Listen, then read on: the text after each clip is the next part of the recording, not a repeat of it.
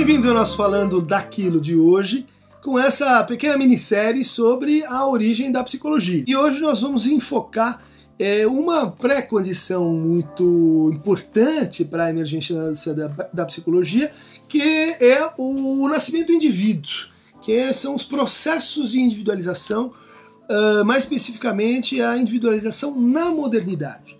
O que a gente chama de modernidade é esse momento aí que começa no século XV, no século XVI, né, com Shakespeare, com o Cervantes, com um novo tipo de literatura, com a formação de um modo de vida centrado nas cidades e com uma modalidade de troca econômica conhecida como capitalismo, né?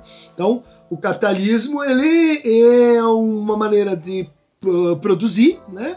De produzir excedentes que vai se mostrar mais e mais compatível e exigente de indivíduos, que a gente se pense como indivíduos, que a gente interage com os indivíduos e que o modo de vida, então, coletivista ou holista, como os dizem alguns antropólogos, ele vai declinando, enquanto que o indivíduo, enquanto valor, vai tendo uma ascendência histórica. A Revolução Francesa, a Revolução Americana de 1789, a Revolução Francesa, ela pode ser lida como mais um passo muito importante na ascensão justamente do indivíduo como um valor. A gente tem duas narrativas importantes para entender esse processo, né? Duas narrativas maiores. Uma é a que a gente pode chamar de narrativa liberal. Liberal porque descende de um certo iluminismo, descende da tradição de pensar um indivíduo a partir de uma grande divisão. Uma grande divisão que foi justamente tematizada lá no século XVI. A divisão entre a minha esfera pública, ou seja, como eu me comporto na rua, como eu me comporto na escola, como eu me comporto no trabalho, e a esfera privada, que é como eu me comporto dentro de casa, como eu me comporto entre quatro paredes, como eu me comporto quando estou amando, como eu me comporto quando eu estou na minha intimidade, né? O indivíduo moderno, ele nasce quando essa divisão ela se torna consciente para ele. Ela se torna consciente e a partir de então ele tem uma espécie de tarefa diante de si, que é de equacionar essas duas modalidades de existência.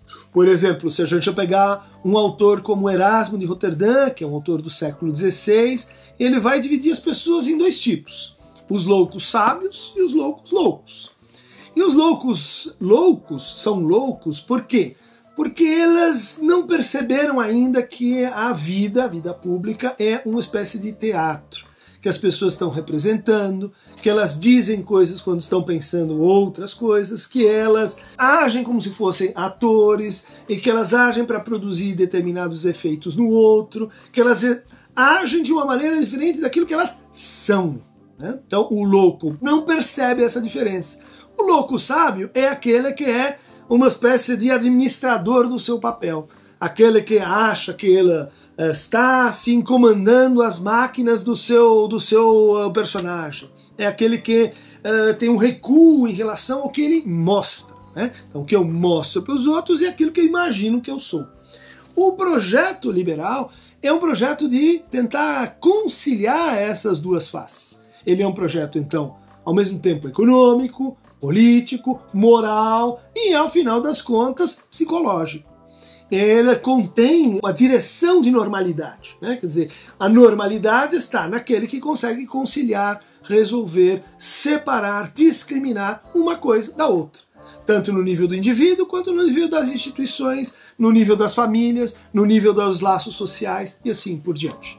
Bom, então essa narrativa ela vai ter a partir do século XVIII, durante o século XIX, que é o momento em que a psicologia então vai nascer como um saber independente, ela vai produzir uma espécie de sintoma. Ela vai produzir uma espécie assim de insatisfação com esta ideia. Esse sintoma é chamado então de romantismo.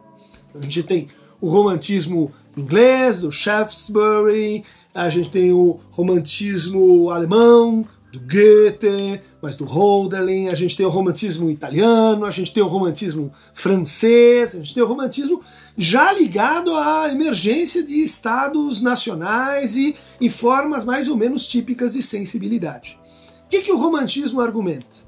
Olha, essa ideia de que a gente está dividido e de que a gente tem que passar a vida simplesmente encenando algo para os outros, ela é condenável. Ela leva a gente a uma vida que é sentida como inautêntica, tediosa, postiça, falsa. Seria preciso então retornar ao momento anterior à modernidade, o momento em que os nossos laços com os outros eram autênticos, eram legítimos, onde as nossas comunidades eram fraternas, onde a gente poderia recuperar a nossa essência perdida. Então, o romantismo vai propiciar um conjunto de narrativas, de discursos, de saberes sobre nós mesmos, que vai fornecer um panorama muito rico para o que a gente poderia chamar de nossa vida interior. Né?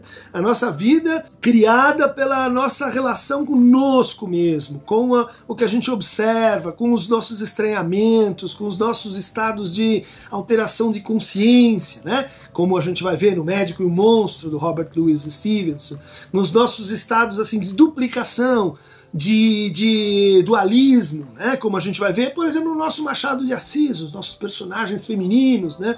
Do Machado de Assis, ou no famoso Dom Casmurro, Quincas Borba, Bentinho, são todos personagens do que? Atravessados por um dualismo, né? Por uma divisão que no fundo vão criando uma suposição, né? de uma essência que está exilada e distante da sua aparência. Então vocês veem aí, né, o projeto liberal, né, que vai enfatizar o que no fundo? Que a psicologia ela estuda o que é assim público, os nossos comportamentos.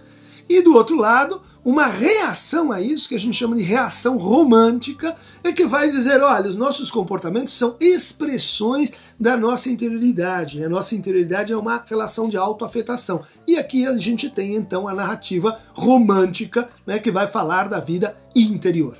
Quem quiser mais detalhes sobre o desenvolvimento histórico dessas duas narrativas que originaram então duas formas de psicologia, convido vocês a lerem o trabalho excelente de Luiz Cláudio Figueiredo, A Invenção do Psicológico, 4 séculos de subjetivação, da editora Escuta. Para entender melhor essa intrincada história da tradição liberal e de como ela prescreve certos modos de individualização entre o público e o privado, eu recomendo o clássico estudo de Richard Sennett, O Declínio do Homem Público, As Tiranias da Intimidade, da Companhia das Letras. É um livro obrigatório, muito rico, cheio de exemplos sobre como se deu essa trajetória do ator e seu personagem, que somos todos nós, na nosso trajeto histórico moderno. Um outro trabalho que é muito interessante e vai nessa linha é A Cultura do Narcisismo, de Christopher Lasch, que vai mostrar como, a partir dos anos 70, essa oposição entre o público e o privado acaba sendo insuficiente para falar e para descrever os nossos dramas interiores. Né? Ainda nessa tradição liberal, né, de crítica da subjetividade, eu destaco os trabalhos de Anthony Giddens, As Transformações da Intimidade, Sexualidade, Amor e Erotismo nas Sociedades Modernas, onde ele vai falar de como hábitos muito simples, assim, como contar histórias, ensinar a cozinhar, ensinar a serzir, se transmitem nessa zona intermediária entre o público e o privado, entre as mulheres na Inglaterra, que versa sobre o que versa esse estudo. Outro autor incontornável para entender esse processo civilizatório é naturalmente Norbert Elias, que escreveu um tratado de 3 ou 4 volumes sobre o processo civilizatório, onde ele vai mostrando como a separação público e privado foi se construindo em associação com as diferentes identidades nacionais. Um abraço, e para receber mais fragmentos do nascimento da psicologia, clique aqui no Aqueronta Movebo.